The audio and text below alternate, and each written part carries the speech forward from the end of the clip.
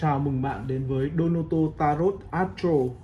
Nếu bạn vô tình lướt trúng video này vào giữa muôn vàn nội dung ngoài kia thì đây là một tín hiệu ngẫu nhiên nhưng đầy chủ đích từ vũ trụ. Trải bài ngày hôm nay sẽ mang đến thông điệp mà bạn buộc phải nghe ngay lúc này. Họ có chủ động tìm bạn không? Suy nghĩ thật lòng của họ là gì ngay lúc này? Hãy comment ở phía dưới và kết nối với tụ bài mà bạn cảm thấy nhiều nguồn năng lượng nhất. Hãy comment, like, subscribe để tăng tính liên kết với tụ bài. Hãy nhắm mắt, hít thở thật sâu để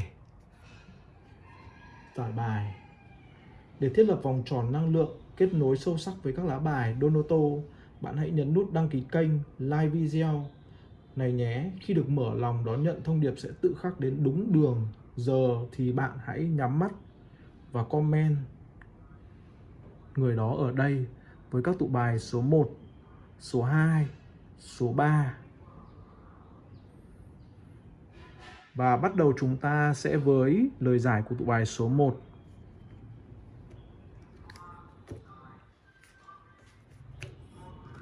Bạn hãy kết nối với tụ bài của mình nào.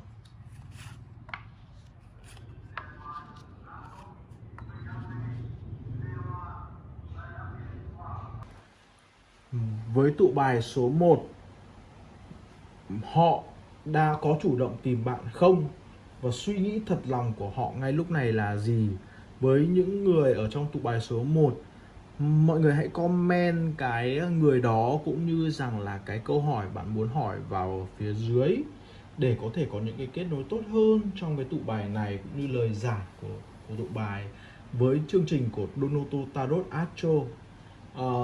Và trước khi bắt đầu hãy dành cho mình một khoảng lặng, hít thở thật sâu và thả lỏng tâm trí để có những thông điệp này đến thấm sâu vào tiềm thức bạn. Bởi biết đâu đấy chính là mảnh ghép của bạn đang cần tìm. Trong câu hỏi của tụ bài này, bắt đầu là mở đầu với lá 7 kiếm, chúng ta có thể nhìn thấy ngay bắt đầu không khí của có một cái sự che giấu gì đó trong cái nội tại của lá bài này. 7 kiếm không bao giờ đơn thuần là sự che giấu một cách bình thường, mà là có một chút gì đó hơi dùng từ phản bội thì nó hơi nặng quá trong lá bài này. Nó là lá bài có sự phòng vệ về tinh thần. Có thể người này đang giữ một khoảng cách vô hình, cái người mà bạn đang comment ấy đang giữ một khoảng cách vô hình. Họ không hẳn là muốn rời đi hoàn toàn, nhưng họ chọn cách đứng ở rìa cuộc sống bạn, quan sát bạn từ xa và có một cái ý định gì đó. Thật sự có một ý định, họ đang thực sự có một ý định gì đó để có thể gọi là mang tính chất là mang tính chất là biết nói nào nhỉ, nó thiên về vấn đề là mang tính chất một cái gì đó mạo hiểm muốn thực hiện ở trong giai đoạn này. Họ đang có những suy nghĩ riêng, một kiểu trò chơi của trí tuệ mà ở đó họ sợ rằng nếu bước tới quá gần họ sẽ mất đi kiểm soát đối với cảm xúc của chính mình. Đó là ý nghĩa của thông điệp cái lá bài 7 kiếm ở trong lá bài này. Tiếp đến là lá bài gậy xuất hiện như một lời giải thích về sự trì hoãn đó. Nếu 7 kiếm là suy nghĩ thì 7 gậy là sự phản kháng của bản năng. Người này đang ở trong trạng thái thủ thế với thế giới xung quanh. Với chính bạn. Họ cảm thấy mình đang bị bủa vây bởi những cái áp lực xung quanh. Có thể là áp lực của công việc, từ những mối quan hệ, từ những định kiến cá nhân, hoặc là một sự phản đối nào đó một cách rất là nghiêm túc. Họ không chủ động tìm bạn, không phải vì họ không nhớ, mà vì họ đang bận chiến đấu với những cái bên ngoài này. Đó, họ cảm thấy mình đang phải đứng lên trên một cái vách đá treo leo, cố gắng giữ mình lập trường để không bị cuốn vào cơn lốc của cảm xúc, những khó khăn. Nếu bạn cảm thấy sự im lặng của họ mang theo một áp lực vô hình thì đó là điều mà thực sự đang đúng, và nó là cái mà bạn cần phải lưu ý. Tuy nhiên câu chuyện trong trải bài này đôi khi có những cái sự bất ngờ hơn. Lá bài 4 gậy, bạn có thể nhìn vào hình ảnh, nó là một sự vui vẻ, nó là một sự gì mang tính chất là một cái mái nhà, sự ổn định. Họ đang hằng ao ước một cái mái nhà, một sự ổn định gì đó ở đây. Trong suy nghĩ của họ nhé, đây là trong suy nghĩ của họ, trong thâm tâm của họ. Lá bài 4 gậy là một lá bài cái sự kết nối. 4 gậy trong bài không thể chỉ đại diện cho một mối quan hệ, mà là sự khao khát sâu kín bên trong của người đó về một bến đỗ bình yên. Dù có ở đây có lá bài 7 kiếm, 7 gậy, họ tỏ ra gai góc và xa cách, nhưng sâu thẳm bên trong họ lại cực kỳ trân trọng những kỷ niệm đẹp, sự gắn kết đã từng giữa hai người. Đó là sự mâu thuẫn lớn nhất. Họ muốn bước tới 4 gậy, muốn có một mối quan hệ công khai và bền vững, nhưng họ lại bị kìm hãm bởi nỗi sợ mất tự do từ 7 kiếm, sự mệt mỏi của 7 gậy. Họ đang đứng giữa làn ranh của việc muốn vun đắp và nỗi sợ bị tổn thương. Hãy dành một phút để cảm nhận sự mâu thuẫn này. Nếu bạn đang thấy hình bóng của mình đang chờ đợi, hãy comment chia sẻ ở phía dưới để kết nối cao hơn trong cái trải bài tiếp. Đấy. Với cái sự bế tắc của lá bài được đẩy lên đỉnh điểm ở lá bài giờ vua. Đây là chìa khóa cuối cùng của trải bài. Khi lá bài liên quan đến thế giới xuất hiện ở vị trí ngược, nó báo hiệu rằng một chu kỳ vẫn chưa có thể hoàn thành. Có những bài học mà cả bạn và họ đều chưa thực sự học xong. Người đó chưa đủ bản lĩnh để bước vào một mối quan hệ một cách trọn vẹn, vì họ vẫn còn đang ngược dòng với chính mình. Họ chưa tìm thấy sự cân bằng, chưa giải quyết xong những nút thắt trong quá khứ, dẫn đến việc họ không thể mở cánh cửa để bước vào thế giới của bạn. Việc họ chưa chủ động không phải là để từ chối, mà là sự bất lực trong việc tự hoàn thiện bản thân để xứng đáng với mối quan hệ. 7 gậy, bạn có thể nhìn thấy 7 gậy và 7 kiếm gieo mầm cho những cái sự nghi ngại. 7 gậy nuôi lớn những cái sự phòng vệ. 4 gậy là đích đến, nhưng giờ vua, lá bài liên quan đến thế giới ngược, chính là rào cản ngăn họ lại. Nhìn vào tổng thể của lá bài, sự tương quan ở đây rõ ràng. Bạn đang đối diện với một người đang loay hoay trong vòng lặp của chính bản thân bạn. Họ đang bị một cái vòng lặp. Họ dùng lý trí của 7 kiếm để che đậy những sự khao khát, mong muốn để tiến tới lá bài 4 gậy. Việc họ không chủ động không xuất phát từ việc thiếu tình cảm, không phải là họ thiếu tình cảm đâu, mà là thiếu sự tự do trong tâm trí, sự tự tin của bản thân mình. Họ không thể tìm đến bạn khi chính họ còn đang lạc lối trong thế giới của bản thân mình. Sự thiếu kết nối này là khoảng lặng cần thiết. Bạn nhìn lại chính bản mình. Thay vì chờ đợi họ chủ động, tại sao bạn không tự bước mình ra khỏi chu kỳ này? Hãy tập trung vào sự phát triển bản thân, trở thành một phiên bản rạng rỡ nhất của chính mình. Đó mới là cách tốt nhất để xoay chuyển của lá bài thế giới từ ngược thành xuôi. Nếu bạn đã sẵn sàng lấy lại sự chủ động cuộc đời mình, hãy để lại một trái tim, hãy comment để kết nối hơn. Cuối cùng, thông điệp mà các bạn đang gửi là các thông điệp mà vũ trụ đang gửi gắm đến bạn hôm nay chính là đừng cố gắng mở một cánh cửa đang bị khóa từ bên trong. Hãy hành động tốt nhất lúc này không phải tìm kiếm họ, mà là quay trở lại chăm sóc cái khu vườn bản thân bạn, nội tâm bên trong bản thân bạn. Hãy kiên nhẫn với hành trình của mình như một cách kiên nhẫn với họ. Cảm ơn và lắng nghe những thông điệp của lá bài này để có thể có những cái kết nối sâu sắc hơn. Và đây là ý nghĩa của tụ bài đầu tiên trong trải bài. Và những bạn ở trong tụ bài số 2 hãy comment phía dưới để tăng sự kết nối với tụ bài trước khi mình lật bài. Đây là tụ bài số 2, sự kết nối. Bạn hãy comment lại để có những cái kết nối mạnh mẽ hơn với những người tụ bài trong tụ bài. Đầu tiên, lá bài đầu tiên của tụ bài số 2 là lá bài liên quan đến ác quỷ, ruồi. Lá bài thầy thầy phù thủy, thầy phù phép, lá bài hầu kiếm và lá bài ba cốc. Trước hết hãy nói về lá bài đầu tiên của lá bài tụ bài này. Đây là một số thông điệp gửi đến những người đã chọn tụ bài số 2. Và mọi người hãy lắng nghe cái thông điệp của tụ bài. Đây là thông điệp ngẫu nhiên được chuyển đến ở bạn trong giai đoạn này. Đó, lá bài liên quan đến quỷ dữ là lá bài mở đầu cho bức tranh tâm lý đầy ám ảnh kiểu hiện tại.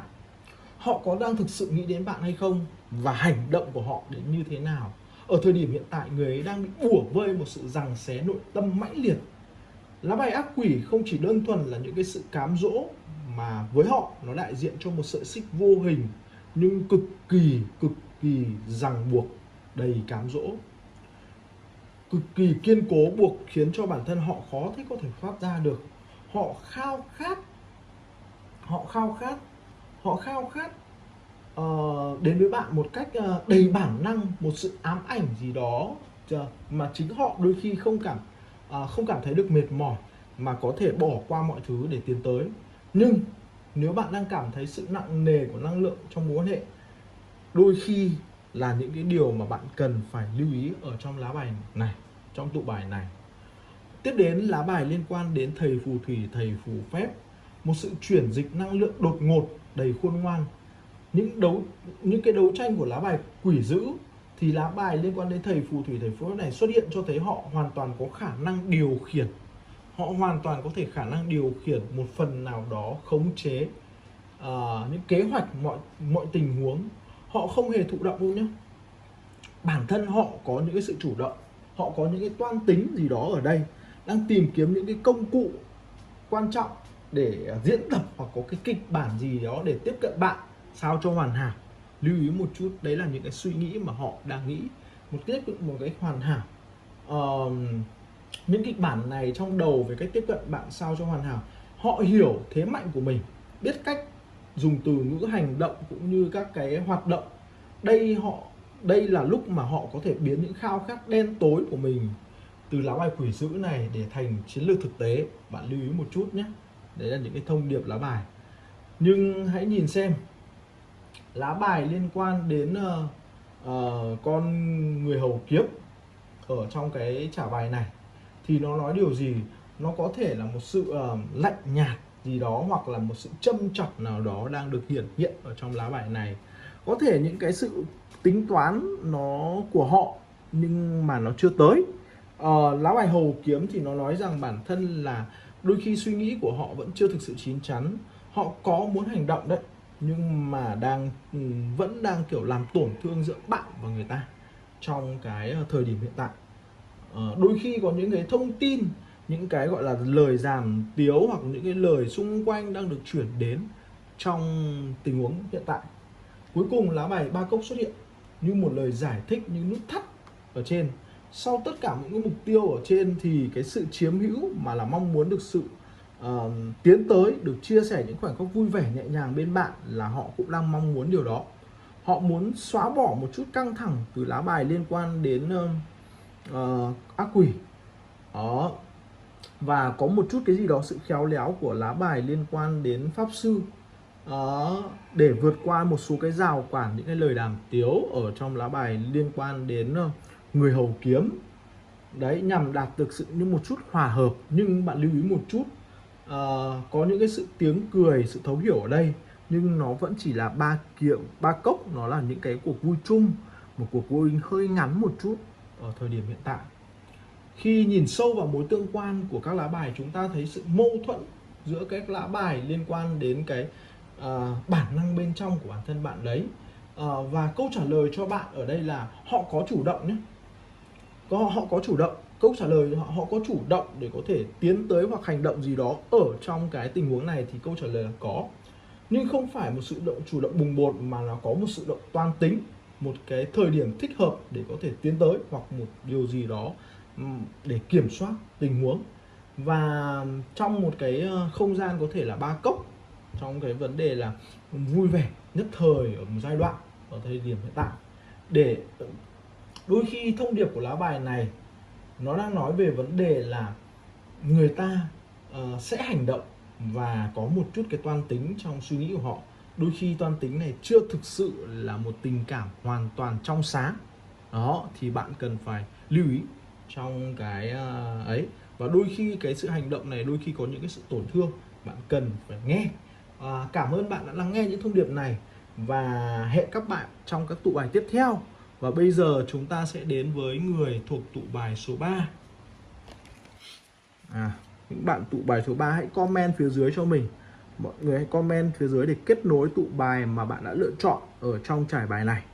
Trong tụ bài này, thông điệp mà bạn ngẫu nhiên bạn nhận được để có thể kết nối, cũng như rằng bản thân để nhìn nhận sâu hơn trong tình trạng của người đó. Hãy comment cái câu chuyện, comment cái người đó hoặc một cái biệt danh nào đó để mình có thể kết nối sâu hơn với tụ bài nhé. Với cái lời trong cái tụ bài này nói về vấn đề là họ có thực sự chủ động, họ có chủ động tìm đến bạn hay không, và suy nghĩ thật lòng của họ lúc này là gì.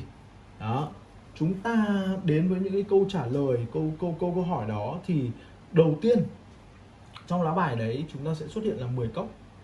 Lá bài 10 cốc, đây là một lá bài sự viên mãn, sự trọn vẹn, một hình ảnh lý tưởng về hạnh phúc, gia đình, sự gắn kết. Trong suy nghĩ của của họ, bạn không phải là một người bình thường, không một người qua đường đâu. Đó là một cái thông điệp đang nói về vấn đề đấy. Trong nội tại mối quan hệ, trong suy nghĩ của họ, bạn là một người cũng khá là quan trọng. Bạn không phải là một người qua đường, mà là biểu tượng sự bình yên. Họ khao khát được. Họ đã nhìn thấy một tương lai xa vời trong mối quan hệ với bạn. Họ trân trọng bạn và đến mức coi bạn là mảnh ghép hoàn hảo nhất trong bức tranh cuộc đời mà họ đã vẽ ra. Nếu bạn cảm thấy sự trân trọng này đang hiệu nghĩa thì đó là một điều đúng, và hãy comment ở phía dưới. Tuy nhiên sau đó chúng ta có thể nhìn thấy lá bài 4 cốc xuất hiện. Nó là một cái dấu hỏi chấm lớn cho câu hỏi họ có chủ động tìm đến bạn hay không. Lá bài này cho thấy họ đang rơi vào một trạng thái chán nản, chán chường, thu mình hoặc thờ ơ với những cơ hội xung quanh. Dù 10 cốc nói về sự viên mãn, nhưng 4 cốc nói lại phản ánh thực tế họ rằng đang cảm thấy no đủ hoặc bế tắc đến mức không muốn gọi là bước tới. Họ đang ngồi im nhìn vào những cái chiếc cốc thứ tư mà không chịu đón nhận, giống như họ đang mải mê chìm đắm trong những cái suy tư của riêng mình thay vì hành động. Họ có thể có chủ động không? Ở thời điểm này câu trả lời họ đang tạm đóng băng mọi sự chủ động vì sự hoài nghi hoặc sự trì trệ trong chính tâm hồn của họ. Và sự mâu thuẫn nó được đẩy lên đỉnh điểm. Bạn có thể nhìn thấy rất nhiều lá bài cốc đang thực hiện lên. Có thể là họ có nhiều cảm xúc, những cái việc rằng bản thân là họ có thể là đẩy mạnh để gỡ rối nó hay không. Đó là một cái lời giải tiếp theo ở trong lá bài 5 cốc.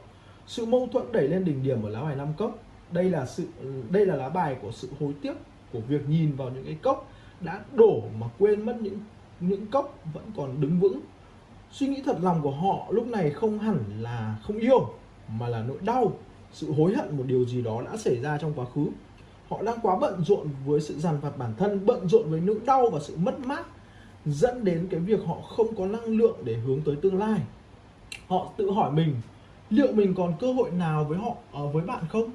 Và ngay sau đó họ tự phủ nhận bằng nỗi sợ bị từ chối. Nếu bạn cũng đang cảm thấy sự giằng xé này, hãy comment và kết nối mạnh hơn với họ cũng như trải bài. Cuối cùng lá bài liên quan đến các vì sao xuất hiện như một hy vọng cuối con đường.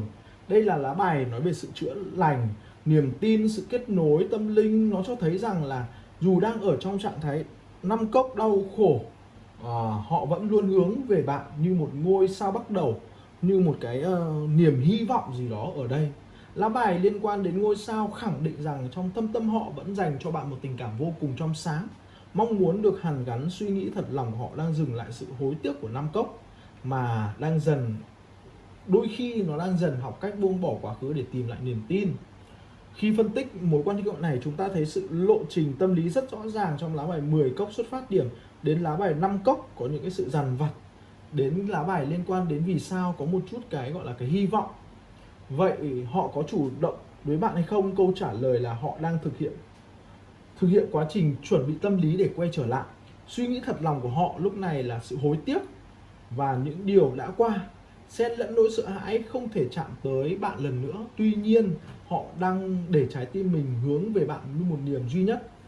Đôi khi hành động, kế hoạch của bạn lúc này hãy giữ vững ánh sáng của lá bài liên quan đến ngôi sao trong chính bản thân bạn. Đừng cố gắng thay đổi sự trì trệ của họ, hãy cứ tỏa sáng, cứ là phiên bản tốt nhất của bản thân mình. Khi nỗi đau 5 cốc của họ dịu đi, chính sự hiện diện của bạn, người đại diện cho lá bài 10 cốc trong lòng họ, sẽ như thỏi nam châm hút mối quan hệ này lại. Và cảm ơn bạn đã đồng hành cùng mình trong trải bài sâu sắc của Donoto Tarot Astro. Hãy chia sẻ video này nếu thông điệp này chạm đúng đến rung cảm của bản thân bạn. Và đừng quên nhắn tin, comment, đăng ký kênh ở phía dưới và kết nối những cái thông điệp ngẫu nhiên tiếp theo trong thời gian tới. Cảm ơn mọi người rất nhiều.